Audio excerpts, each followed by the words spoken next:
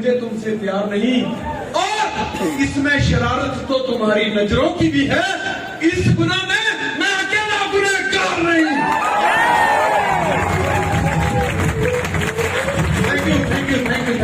Thank you, love you all. दोस्त, this is Sanjay Dhiman. By profession I was blah blah blah blah blah. क्यों? क्योंकि मैंने जिंदगी में कोई काम नहीं छोड़ा। कहते हैं अगर आपके पास इंजीनियरिंग की डिग्री है तो आप अकेले इंजीनियर हैं, लेकिन अगर आपके पास कोई डिग्री नहीं है तो आप हर फील्ड में इंजीनियर हैं।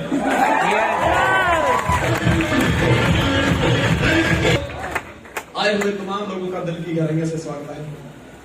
कितने लोग आज पहली बार मुझसे मिल रहे हैं यार? तो कोविला में 20 साल से ढूंढ रहा हूं। कहीं ना कहीं तो सिस्टम में प्रॉब्लम है। या तो मेरी स्पीड स्लो है, या तो जिन्होंने आपको पैदा किया गुनाहगार वो है।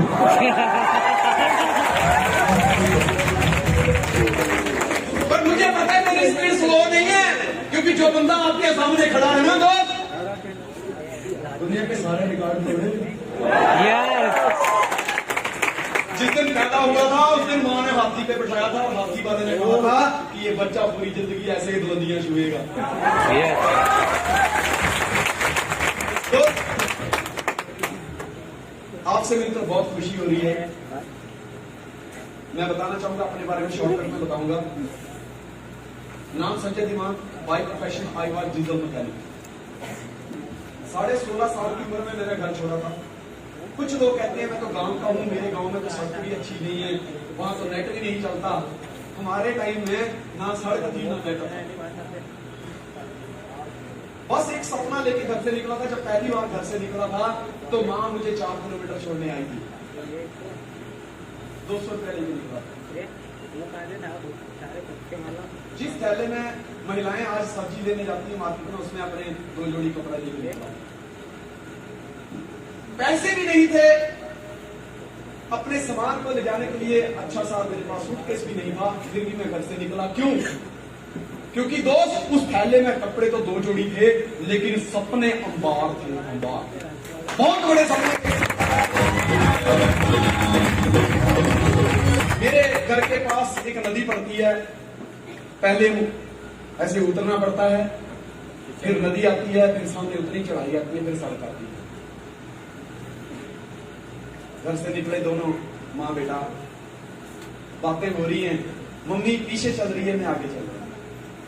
वैसे भी महिलाएं हमारे देश में पीछे चलती हैं, क्योंकि बड़े रिकॉर्ड तोड़ने वाले हमेशा पीछे चलते हैं। जो बैक वेंचर होते हैं ना, वही दुनिया में दोस्तों उनको ही लोग अपना आइडल मानते हैं। अब जब एक माँ अपना बच्चा अपने से अलग करती है दोस्तों, अलग करना उसके लिए बहुत मुश्किल होता है। जो बंदरिया होती है उसका बच्चा मर भी जाए तो भी वो अपने कलेजे के साथ, अपनी छाती के साथ 6 महीने तक उसको लगा कर रखती है, कभी भी अपने से अलग नहीं करती। वो बच्चा सड़ सड़ के टूट टूट के गिरता है, वरना वो हमेशा एक ही उम्मीद 24 घंटे लगा के रखती है कि आज भी तो कल मेरा बच्चा मम्मा बोले। आज वो दिन था कि मेरी माँ मुझे अलग कर रही थी। मैं घर से निकला, आगे आगे मैं पीछे पीछे माँ, मेरी माँ मुझे शिक्षा दे रही थी, शिक्षा। और थोड़ी थोड़ी बात में रो लेती थी तो पूछ लेती थी। मैं पीछे देखता, मामा क्या? नहीं, कुछ नहीं चलो। नदी क्रॉस करी, मैंने चढ़ाई चढ़ने शुरू कर दी। माता घर की तरफ वापिस आने लगी तो मेरी माँ जोर से आवाज रही, बेटा जा, किसी से झगड़ा नहीं करना। फिर थोड़ी देर होती है, बेटा जा, सबसे प्यार से बात करना। फिर थोड़ी देर होती है, माँ कहती है, बेटा जा, ईमानदारी से काम करना, कभी चोरी मत करना। लास्ट में जिसने एक बात बोली दोस्त, मुझे रोना आ गया। मुझे कहती है कि बेटा तुझे अपनी छाती का दूध पिलाया है मैंने। गांव वाले कहते हैं कि ये लड़का कुछ नहीं करेगा, सिर्फ बातें ही करेगा, सिर्फ बातें ही करेगा, ये कुछ नहीं करेगा। मेरा मजाक मत बनने देना बेटा, अपनी छाती का दूध पिलाया है तुझे, इस दूध की लाज रख लेना। दोस्त, मैंने भी वही हाथ से मिट्टी उठाई और मैंने कहा, माता अगर रियल मायने में तूने मुझे दूध पिलाया और वो दूध मेरे अंदर है। तो मैं इस मिट्टी को साक्षी मान के ये कहता हूं कि कह देना गांव वालों को, जो मेरी बातें उनको अच्छी नहीं लगती, एक दिन इन्हीं बातों की लोग फीस चुकाएंगे, मैं बोलूंगा और लोग तालियां बजाएंगे।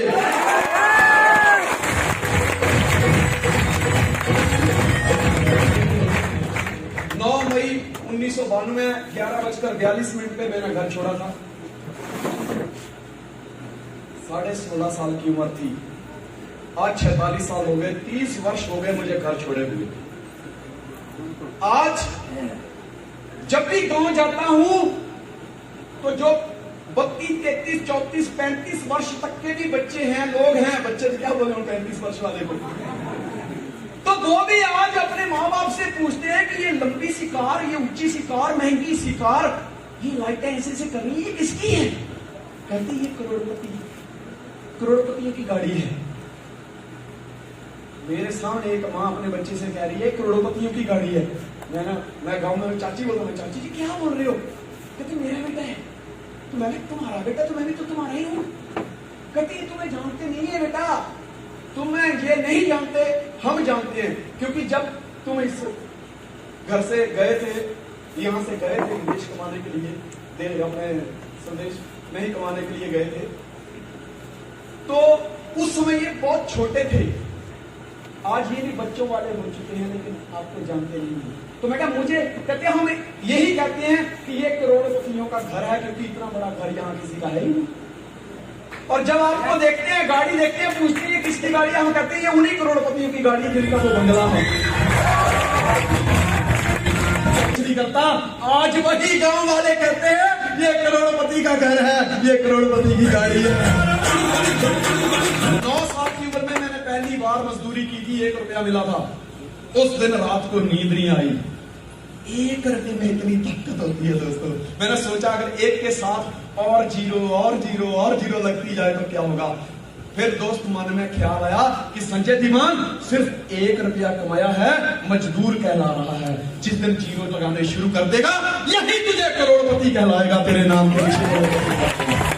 डीजल मैकेनिक का काम सीखा, आंख में चोट लगी, गुजरात आया सिर्फ दिखाने के लिए। नर्स की आवाज इतनी मासूम थी ना, कसम से। जैसे ही उसने मुझे अपनी कुर्सी के सामने बिठाया, मुझे कहती थोड़ा सा ऐसे करो, फिर बोले 1 आंख बंद करो। वो बोलने से पहले मैं बंद कर देता, क्योंकि मेरी आंख में तो प्रॉब्लम थी, मेरी आंख में तो प्रॉब्लम थी। अभी कईयों को लगता है ना कि रामदेव बाबा आंख मार रहे हैं, लेकिन क्या करें, वो तो फैक्ट्री फिटेड ही ऐसे हैं। अब मेरी तो आंख में प्रॉब्लम थी। जैसे ही नर्स ने सामने उठाया, बोले 1 आंख बंद करो। मैंने जो प्रॉब्लमेटिक थी मैंने बंद कर दी, नहीं ये वाली दूसरी बंद करो, ये तो मुझे चक्के करनी है। बड़े प्यार से बोल रही थी। मैंने उसी टाइम उसी कुर्सी पे डिसीजन ले लिया, क्या कि मैं गुजरात छोड़ के नहीं जाऊंगा। मेरी जिंदगी में हमेशा फीमेल का बहुत बड़ा रोल रहा है। मुझे संसार में लेके आए फीमेल थी मेरी माता। टीचर ने स्कूल में पढ़ाया, वो भी फीमेल थी। आंख चेक करवाई, वो भी फीमेल थी। और मुझे नेटवर्क इंडस्ट्री में लेकर आने वाले और कोई नहीं, मेरे बच्चों की माँ अंजू तिमान, मेरी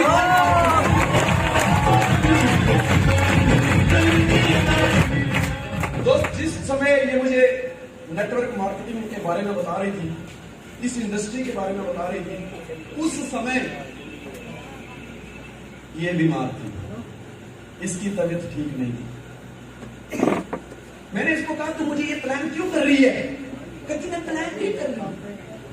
प्लान तो होता है कि भी शाम को क्या बनाएंगे, कौन सी मूवी देखने चले, पुराने फंक्शन में जाना है, कौन से कपड़े पहने, ये प्लान होता है। मैं तो करोड़पति बनने का प्लान दिखा रही। ऐसा है? मैंने कहा इसमें ऐसा क्या है कि जो मैं कर सकूं? कहती इसमें ऐसा क्या नहीं है जो आप नहीं कर सकते। अब जब बीवी तारीफ करे तो बड़ा अच्छा, कैसे चोरी होगा? ये तो बीवियां तारीफ करती कहाँ है? करती है किसी की? वो तो कहती है यार थोड़े से दिन और रुक गई होती तो शायद इससे अच्छा ही मिल जाता, साला निकलता। सारे रिकॉर्ड आप तोड़ोगे इसमें। मैंने कहा ऐसा? कहती बस 10-11 हजार लगेगी इन्वेस्टमेंट। कैसे पैसे की बात करी, मैं कहा यही तो नहीं है, इसलिए तो करना है। दोस्त बहुत मुश्किल घड़ी थी वो, जिस समय हमने फैसला लिया। फैसले इंसान जब लेता है तो दोस्तों दर्दनाक ही होते हैं, फैसले लेना बहुत मुश्किल होते हैं। यू आर हियर बिकॉज आपने यहां तक आने का फैसला लिया। यस कोई साइंस पढ़ रहा है, कोई आर्ट्स पढ़ रहा है, अलग अलग स्टूडेंट में कोई मतलब अलग अलग स्टडी कर रहे हैं, हर आदमी का अपना अपना फैसला है। लेकिन दोस्त जिंदगी में कहीं ना कहीं इंसान को सिर्फ फैसले ही पहुंचाते हैं। फैसला लिया, एक बच्चे को स्कूल से निकाल दिया, कहते हैं तो मंदबुद्धि है, टाइम वेस्ट कर रहा है, निकाल दो उसको, निकाल दिया। और वो मंदबुद्धि कोई और नहीं था दोस्तों, उसका नाम था थॉमस एडिसन। उसने फैसला लिया था कि अगर दिन में उजाले हो सकते हैं तो रातों को भी रोशन किया जा सकता है। और उस एक इंसान के फैसले ने दोस्तों दुनिया को उजाला दे दिया। वो फैसला लेने वाला कोई और नहीं, वो एक मंदबुद्धि इंसान थॉमस अल्वा एडिसन। देखो एक वकील जिसने फैसला लिया था कि अंग्रेजों को हिंदुस्तान से उखाड़ के बाहर फेंक दूंगा, और दोस्त उसने फैसला लिया और वो फैसले की वजह से देश का राष्ट्रपिता बन गया। आज से 20 साल पहले एक गांव के लड़के ने, एक डिजिटल मैकेनिक ने कि दुनिया में नेटवर्किंग के अंदर इतिहास बना के रख दूंगा, और वो फैसला आज आपके सामने खड़ा है। आज उस इंसान का जरूर थैंक्स करना जिस इंसान ने इस करोड़ों की भीड़ में से आपका चुनाव करके आपको यहां पर बुलाया है, क्योंकि दोस्त वो ये चाहता है कि करोड़पतियों की लिस्ट में अगर अगला किसी का नाम हो तो यहां पे बैठे हुए इंसान का। फिर एक दिन आया मेरी जिंदगी में, 13 दिसंबर 1999 मेरी शादी हुई। मेरी शादी के बाद मेरी जिंदगी बदल गई। इंच इंच इंच करके जैसे बाल बढ़ते पता नहीं चलता, बच्चे बढ़ते पता नहीं चलता, समस्या बढ़ती पता नहीं चलता, पैसे बढ़ते पता नहीं चलता, उम्र बढ़ती पता नहीं चलता, पता चलता किसी को नहीं पता चलता, वैसे इंच इंच पता ही नहीं चला। मेरी जिंदगी में मैं कब उपलब्धियां हासिल करता गया। कहते कोमल है कमजोर नहीं तू, शक्ति का नाम ही नारी है, सबको जीवन देने वाली मौत भी तुझसे हारी है, और वो कोई और नहीं मेरे हिंदुस्तान की नारी है। जिंदगी जीने का मजा आ गया जब से मेरी शादी हुई। लोग कहते हैं जब से हुई है शादी आफत गले पड़ी है, लेकिन मैं कहता हूं जब से हुई है शादी मेरी तो निकल पड़ी है। आज वुमेन्स डे है, यहाँ पे आए हुए तमाम महिलाओं को मैं बधाई देना चाहता हूं कि आज का दिन आपका दिन है। वैसे कौन सा दिन है जो आपके दिन है? नहीं।